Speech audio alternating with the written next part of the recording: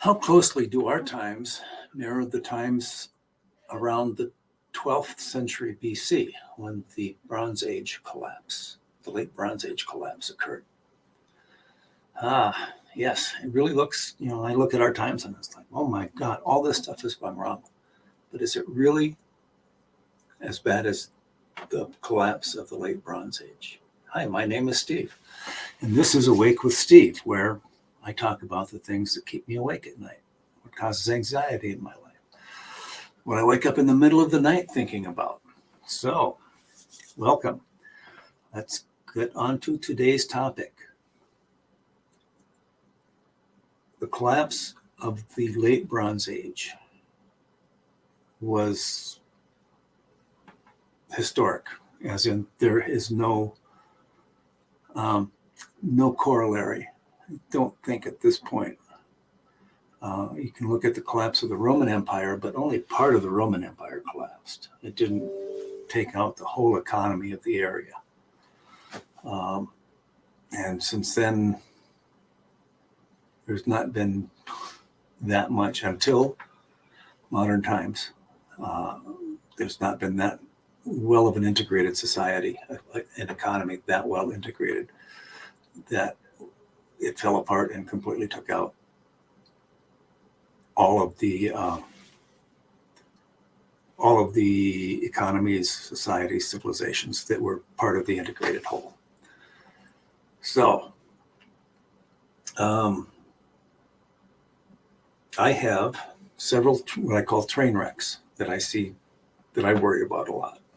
Demographic collapse, social instability, inequality, environmental degradation, the economic future of our world, AI, the technology transition into a whole new set of technologies driven by AI type systems, on top of the political gridlock and climate change. And So, one of the things, I had my last video went through the obvious things for me. Well, these empires have disappeared. Yeah. Well, it's a little more complicated than that. First point is we are looking at the collapse of the late Bronze Age through a filter of 3.5 millennia. Okay, and there was a period of several hundred years, at least a few hundred, if not several hundred years, when writing actually disappeared in the region to a large extent. So not only did we lose some of the immediate reactions to some of the immediate historical documents that would have helped clarify the situation, but we also did not have immediate interpretation of the documents that were left by the civilizations that disappeared.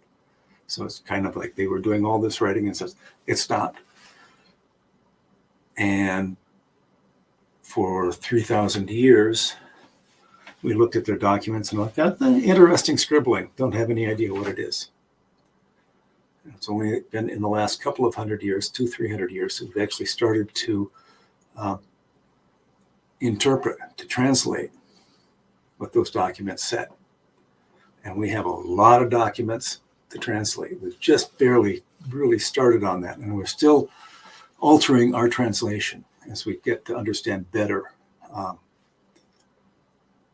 the environment in which some documents were written. So let's begin. I'm going to take a step back from where my last video was. I got into these dramatic details. And I'm going to step back and look at the overall state. So it's going to be, rather than looking at these little details, and we can cherry pick details to match anything that we want to say. And I'll talk some more about that and how it fits into what I'm looking at today, what causes anxiety today towards the end of this video. The overall tenor of academics when they talk about the collapse of the late Bronze Age is it's complicated. There was this very strong, robust economic entanglement of several empires, civilizations, if you will, that just suddenly quit, disappeared. Suddenly being 50 to 80 years, 50 to 100 years, say. The civilizations disappeared. The economic system disappeared. The interrelated trade networks disappeared.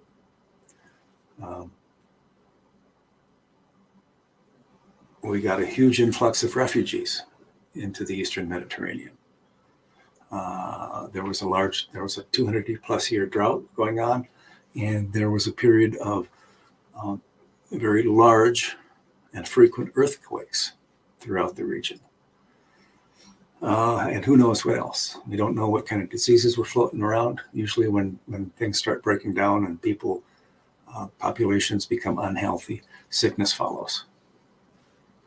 And we don't know anything about that at this point in time. We do know the population collapsed by at least by at least 70%, 50 to 70%. People just disappeared. Now, they didn't go someplace else. Clearly, they died one way or another. But how they died, there are lots of different pieces of evidence that say there was lots of ways they could have died, and probably did. There was no single manner of death. The Sea Peoples didn't come in and wipe everybody out. They came in and settled blood. So it's a complex system that collapsed, which also implies that the collapse itself was somewhat complex.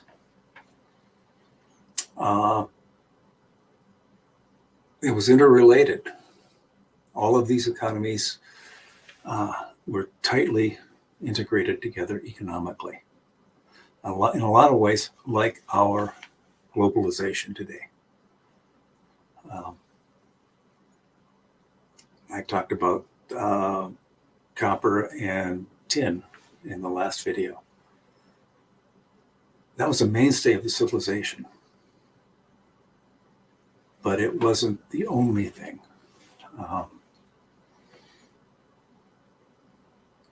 Foodstuffs, crops, oats, wheat, and I don't know what other crops they grow, sorghum, were traded back and forth. When you had a famine in one area, you got food from another. So if we look at any one of the things that may have caused or damaged the economic system, the integration of the civilizations, this economic system, the late Bronze Age, had survived them all. But maybe the thinking goes, the fact that they hit so close together all at once actually caused the collapse. I don't know, complex. Cascading instability kind of feeds into that. If you take away bronze, for instance, maybe the trade routes, there were some trade routes that weren't quite as profitable anymore. So you lose those trade routes and you get a drought and you get some famine over in some of the edges somewhere, and you lose another edge of the economic system that falls off, and you kind of just keeps getting chipped away from the edges until there's not enough in the core to maintain it.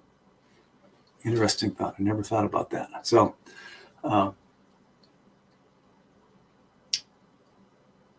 yeah, because kind of it may have been a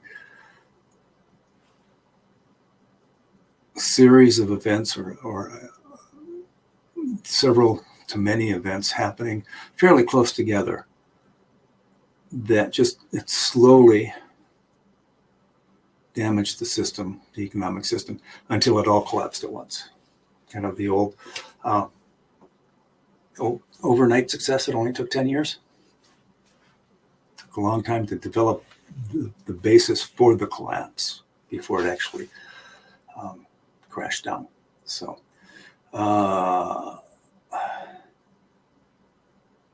and it wasn't just, you think about it, integrated economic system. Think about that. And when it collapsed, well, everybody got poor, people died, but not much else changed, right? It did. Ethnic minorities became more powerful, if you will. The big empires, the big economic factors all disappeared, leaving room for the smaller entities, smaller government entities, smaller city-states. And these got to grow a unique culture in and of themselves. The culture of the Mycenaean Greeks disappeared. The Hittites, they disappeared completely. It's like, wow. There were some Neo-Hittite states in South Turkey and Syria, but for the most part, whatever Hittite culture there was, we don't see a whole lot of traces of it anymore. The Babylonians, yeah. They kind of got abandoned by the Assyrians, and the Assyrians pulled back into their mountains. And the Egyptians pulled away from the seacoast. And then the Sea Peoples moved in. And so you get this emergent set of cultures that were derived from merging a lot of different cultures, remnants of cultures together. So that's an interesting point. And I kind of think, let me start with where I think we are in the beginning here, what I see us being like in comparison with the points that I've just made. Complex causes. We're in a complex world. No two ways about it. To grow crops in Africa, you get fertilizer from China, Russia, and the United States, Brazil. To manufacture, for instance, lithium-ion batteries. Well, we get a lot of lithium from China, get a lot of nickel from Africa, Indonesia. China gets a lot of the rare earth elements that we need to build lithium-ion batteries from all kinds of other smaller mining areas, and then it refines those products before sending it on to us. Chip manufacturing. The high-end chips, the very newest, highest technology chips that we make are made in Taiwan. But the supply chain for those chips encompasses the entire world. So complex, yeah, it's very complex. Our economy is just built that way now as part of our globalization process. Lots of benefits, some drawbacks. Okay, lots of things are cheaper. We have materials and we have food that we would never have had in the past. In the U.S., wages have been crushed. Basically, we're still making better money than most of the world, but there's been a ceiling. We're just not going to make a whole lot more until the rest of the world catches up. So that's lots of complexity. Cascading instabilities.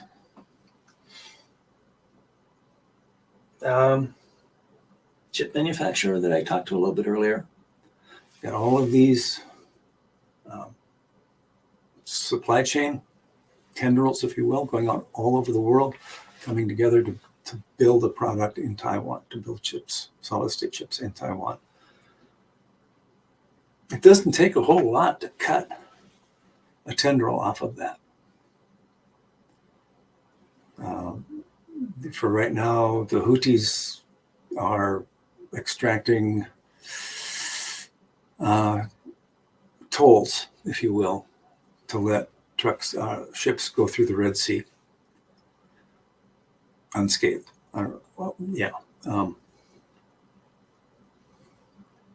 What happens if they just shut that down completely? Yeah, there's alternate routes, but they take time and get more expensive. There are elements of the supply chain for chips where some companies are, they have a single client, and that is somebody that's building something for those chips.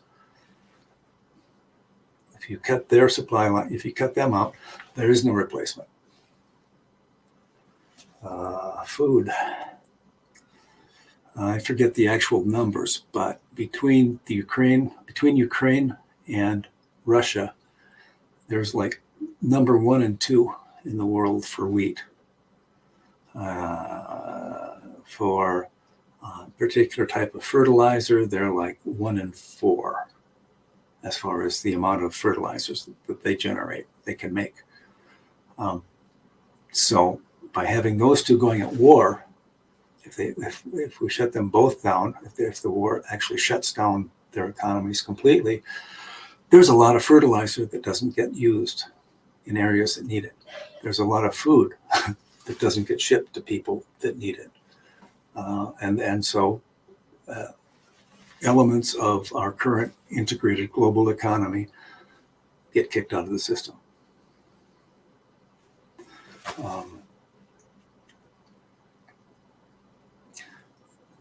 Today, as far as culture goes, really the Western culture is pretty much coming to dominate most of the world.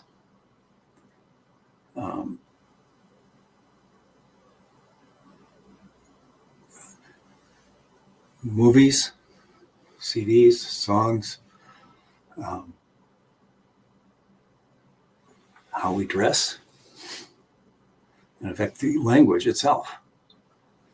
There are more people in the world that speak English as a second language than speak it as a first language. Now, if our current economic system were to fall apart and we would get fragmented into smaller economic, political boundaries, smaller countries, that won't stay that way for very long. They will develop their own cultures within those. Go back to developing their own music, their own movies, if they stay at that technology, if they can stay at high enough technology levels. They'll modify their crops. They'll start dressing differently.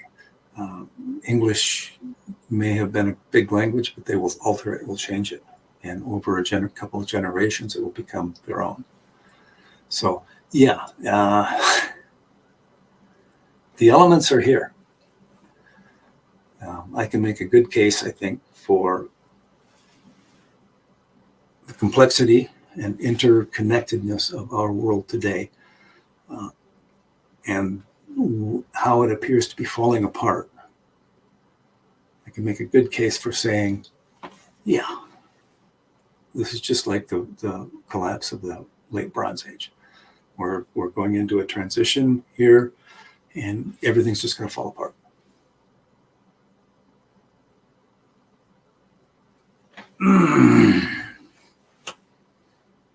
Yeah, but what's the but here? How are we different? What makes us different from that age?